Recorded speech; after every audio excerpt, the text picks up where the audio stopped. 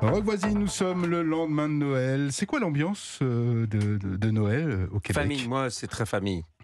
Contrairement au jour de l'an. Le jour de l'an, c'est plutôt on sort. Je me suis jamais attaché au fait du nouvel an. Non, non, mais Noël, pour moi, c'est très important.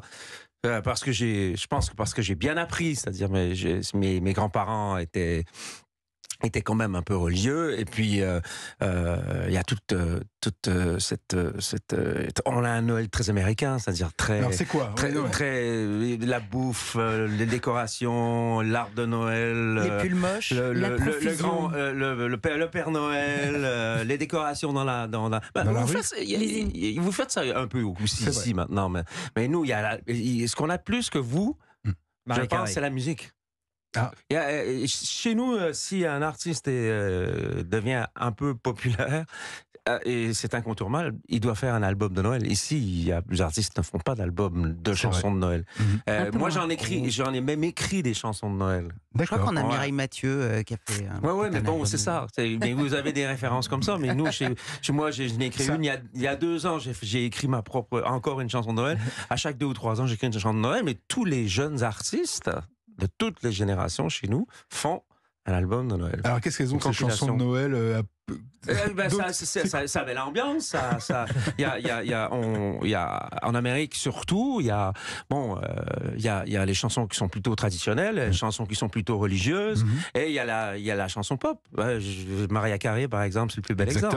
Voilà, elle a écrit une chanson de Noël il y a 20 ans, et puis à respirer, elle fait 3 000 € par jour.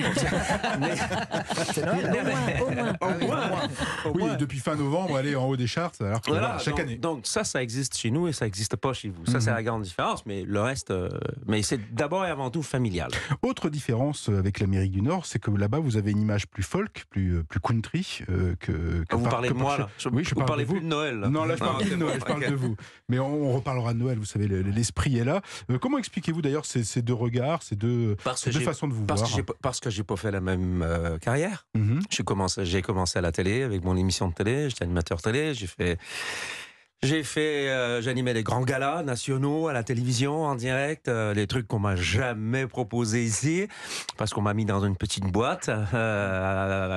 Mais bon, c'est ça, quoi. Je trouve que c'est un peu dommage, mais d'un autre côté, ça m'a servi beaucoup, parce que au lieu de faire toujours le même truc tout le temps, je me suis retrouvé un peu avec 3 carrières assez différentes, c'est-à-dire côté anglophone chez moi, le Québec, ou le côté francophone canadien, et ce que j'ai fait ici en Europe francophone. C'est culturel là-bas d'être pluridisciplinaire. Ouais, donc j'ai vraiment commencé comme ça, quoi. Et c'est culturel ici d'être dans des petites cases.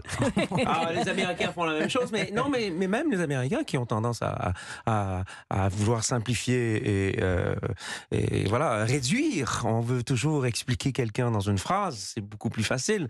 Mais après 30 albums, 22 albums originaux, c'est pas vrai que je suis pas le chanteur d'une chanson. Merci Rock voisine, Culture Média, ça continue, tout de suite.